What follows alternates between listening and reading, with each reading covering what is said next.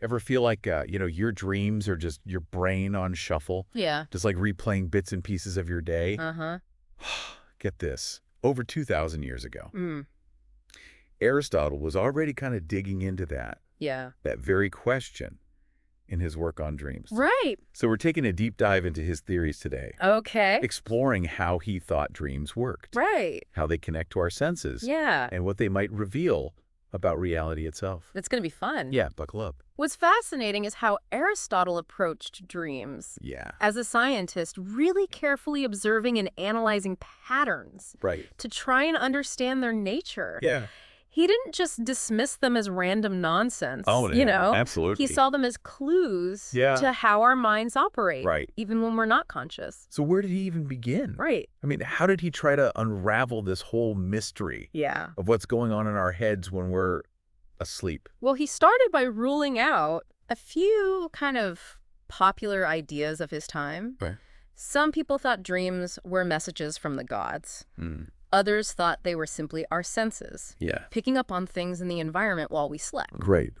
But Aristotle wasn't convinced. Why not? Yeah, why not? What made him doubt those explanations? Well, think about it. Yeah. If dreams were just messages from the gods, wouldn't they be more coherent and meaningful? Yeah. And if they were just our senses Right. reacting to the environment, why Right. would we dream about things Yeah. we've never seen or experienced before? Right. So Aristotle realized there had to be something more going on Yeah. within our own minds that contributed to these dream images. Okay, so he dismissed those external explanations. Yeah, What did he propose instead? right. Did he have an alternative theory? He did, Okay. about where dreams come from.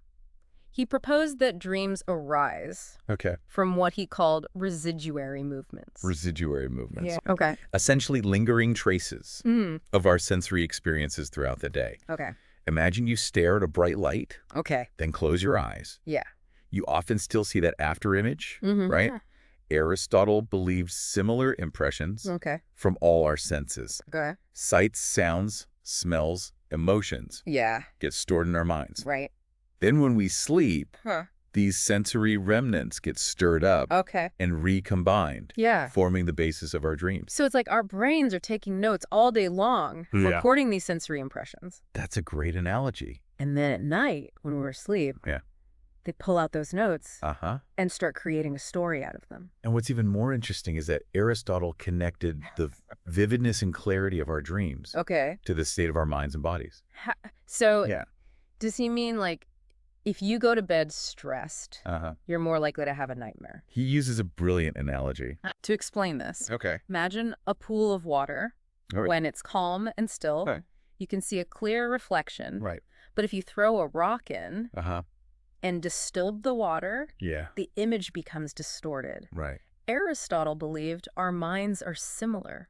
Strong emotions, anxieties, Right. even something like indigestion Oh, wow. can create ripples in our mind, Wow, okay. leading to chaotic and confusing dreams. So if you want to have those nice cinematic dreams, Right. a calm and relaxed mind is key. Exactly. Okay. It's almost like a mindfulness practice. Yeah. The calmer your mind is before sleep, Right. the more settled those sensory impressions are, and the more coherent your dreams become. That makes a lot of sense. And I know for me, yeah. if I've had a really hectic, stressful day, my dreams are all over the place. Yeah. But after like a relaxing vacation, my dreams are usually more like peaceful, vivid stories. You're actually demonstrating Aristotle's point perfectly. Oh, wow. But here's where things get even more interesting. Okay. Aristotle realized that this tendency Good. for our senses to be stirred up Yeah. and create illusions Right. doesn't only happen when we're asleep. It happens in our waking lives, too. Wait, so he's saying we're basically walking around Hmm. in a semi-dream state all the time. Not quite. Okay. But he does point out Okay. that there's always a gap Yeah. between how we perceive the world Right. and how it actually is. Mhm. He uses examples like Yeah. how the sun looks tiny in the sky, Okay. even though we know it's massive, Okay. or how crossing our fingers Yeah. and touching an object Yeah. can make it feel like we're touching two objects. Right. Our senses can be tricked. Okay, I see what you mean. Yeah. So it's like our brains are constantly interpreting Right. and making sense of the sensory information they receive, Uh-huh. but sometimes those interpretations can be a bit off. Precisely. And Yeah. Aristotle believed, right? This disconnect between perception and reality Yeah. is amplified in dreams, Okay. which is why we can so easily believe those residuary movements are real experiences. Yeah. We get caught up Yeah. in the sensory details Yeah. and forget that it's all happening inside our heads. That's a really interesting point. Yeah. So essentially, even when we're awake, we're constructing our own version of reality. Right. Based on how our senses interpret the world around us. Exactly. Wow. And this is where some of Aristotle's Okay. more unique analogies come in. Okay. He actually uses the example of mirrors. Mirrors. Yeah. Okay. And how they reflect images Right. to illustrate this point. Mirrors. Okay. Yeah. That sounds intriguing. Mm-hmm. What do mirrors have to do with the dreams?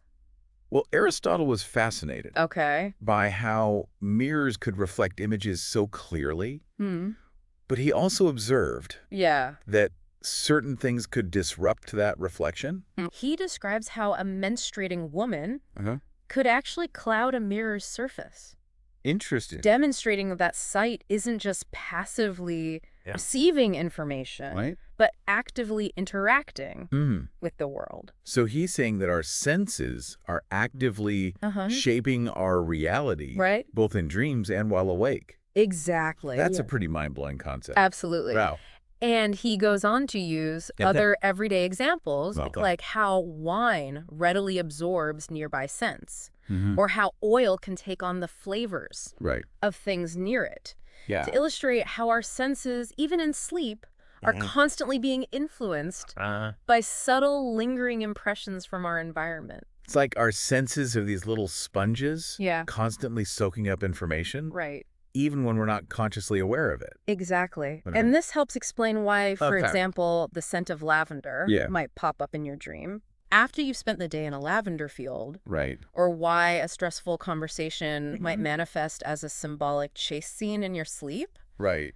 Our experiences, our environment, they all leave these subtle imprints on our senses that can later emerge in our dreams. Oh, yeah. Pretty cool. It is pretty cool. Yeah. So we're all walking around with these sensory sponges in our heads, right? Soaking up experiences. And then our dreams are like these weird, abstract art projects made from all the leftover bits and pieces. It's a fantastic way to put it. But it makes you wonder if our dreams are built from these sensory leftovers. Right.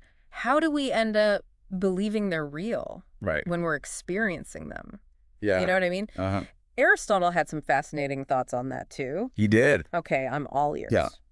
What was his take on the whole illusion of dreams? He argued that our senses can deceive us. Okay. Not just in dreams. Right. But in our waking lives, too. Right. Remember the examples we talked about earlier? Yeah. The sun appearing small, crossed fingers, creating the illusion of two objects? Yeah.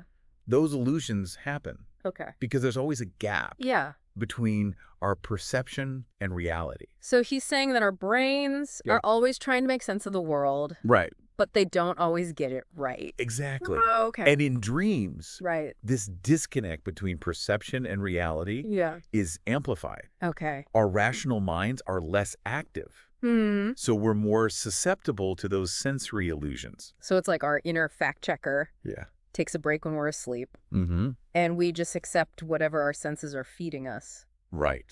No matter how bizarre it might seem. Precisely. Wow. And this brings us to another intriguing point that Aristotle makes. Okay. He suggests that sleep and wakefulness aren't completely separate states. There's actually some overlap between the two. Hold on. Is he saying we can be partially awake while we're asleep? Yeah. Because I've definitely had moments where I've heard my alarm in my dream before actually waking up. He cites examples of people in a deep sleep who can still perceive sounds or even answer questions in a limited way. So yes, there's this fascinating gray area between the two states of consciousness. It's like our minds can dip their toes into wakefulness even when we're still technically asleep. This is blowing my mind. Yeah. It's like Aristotle is centuries ahead of his time, foreshadowing what modern science is now discovering about the complexities of sleep and consciousness. And this leads us to a really interesting question that's still debated today. Are some people just wired to dream more vividly than others? Yeah. Aristotle actually observed that some individuals go their entire lives without ever recalling a dream. Wow. While others begin dreaming later in life, having never dreamt before. So what's the deal with those non-dreamers? Right. Is their subconscious just taking an extended vacation? Aristotle theorized that it might have to do with their physiology. Okay. He suggested that in some people, there's a lot of internal commotion happening, perhaps due to their diet metabolism or other factors, which essentially drowns out those subtle sensory movements that form the basis of dreams. So it's like their inner world is too busy for dream production. Yeah. That's wild. It is wild. But he also noted that as we age, or as our emotional landscape changes, our dreaming patterns can shift as well. Right. What do you think about that? I think it's fascinating. Those late-blooming dreamers might be experiencing a change in their internal energy or emotional processing as they go through different stages of life. Yeah, you mentioned earlier that your dreams got weirder after a major life change. Right. And that aligns perfectly with what Aristotle observed. It does. It's like our dreams are a reflection of our internal world. Right. Our thoughts, emotions, and experiences all leave their mark on the dreamscape. Right. But going back to those people who never dream, do you think they miss out on something? Yeah, that's a good question. Is there a benefit to dreaming that they're not getting? That's a question that researchers are still exploring today. Okay. Some believe that dreams are essential for processing emotions, consolidating memories, and even sparking creativity. Right. But it's also possible that those who don't recall dreaming are still experiencing these benefits in other ways. Okay. Perhaps through their waking thoughts, daydreams, or creative pursuits. So maybe they're finding other outlets for those processes that dreamers experience during sleep. But ultimately, I think Aristotle's point is that dreams offer a unique window into our internal world. They reveal how our minds work, how our experiences shape our perceptions, and how our bodies and emotions influence our mental landscape. Absolutely. Wow. And I think this insight is especially relevant today in our age of information overload and constant stimulation. Aristotle emphasizes that our minds are constantly bombarded with sensory input, even when we're awake. But during the day, our intellect filters and organizes that information, pushing some of those sensory movements to the background. It's like when you can tune out background noise. It's when you're focused on a task. Your brain is prioritizing certain information over others. But at night, when the intellect takes a break and our senses become less active, those previously hidden sensory movements come to the forefront. They get their moment in the spotlight, so to speak. So that's why dreams can feel so random. And disjointed sometimes. It's like our minds are finally free to play with all those leftover scraps of sensory information that got pushed aside during the day. Our inner artist finally gets to experiment. That's a fantastic way to think about it. And this Aristotle suggests is why it's important to cultivate a calm and balanced mind when we're constantly stressed, overstimulated, or emotionally reactive. Those sensory movements become more chaotic and distorted, potentially leading to more disturbing or confusing dreams. So basically, if you want to have better dreams, you need to chill out more. Take care of your mental and emotional well-being. Essentially, yes. By practicing mindfulness. Managing stress. And creating a peaceful environment before sleep. We can encourage those sensory movements to settle. And combine in more harmonious ways. It's like creating a soothing canvas for our inner artist to work with. So it's not just about getting enough sleep. But also about the quality of our waking lives and how we manage our inner world. Exactly. That's such a powerful insight. It really is. And this brings us back to one of Aristotle's core messages, that our inner and outer worlds are inextricably linked. They are. What we experience, how we think, and how we feel all play a role in shaping our dreams. They do. And in turn, our dreams can offer valuable clues about our waking selves if we learn to listen to them. If we learn to listen. This has been an incredible journey. It has. Into the world of dreams through Aristotle's eyes. His ideas are so rich and nuanced. And it's amazing how relevant they still are today. I know. Even after all these centuries. It's incredible. But before we wrap up, okay, I have one last question that's been bugging me. Aristotle talks a lot about how our senses can be tricked. Yeah. Both in dreams and while we're awake. Right. But if our senses are so unreliable, right, how do we know what's real? That's the million-dollar question, isn't it? Right. And it's one that philosophers have been grappling with for centuries. Right. But here's what I find so fascinating about Aristotle's approach. Okay. He doesn't dismiss the importance of our senses altogether. Okay. Instead, he encourages us to be more aware of their limitations and to use our intellect to critically evaluate what we perceive.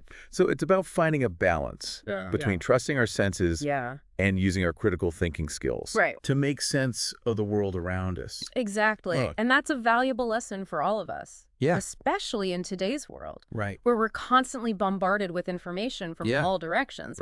We need to be discerning consumers of information, questioning our assumptions, and looking beyond the surface of things. Aristotle was advocating for a kind of informed skepticism, which is incredibly valuable in our current age. It's like he's saying, hey, you know, your senses are amazing tools. But don't blindly trust everything they tell you. Use your brain to double check. Use that intellect. Exactly.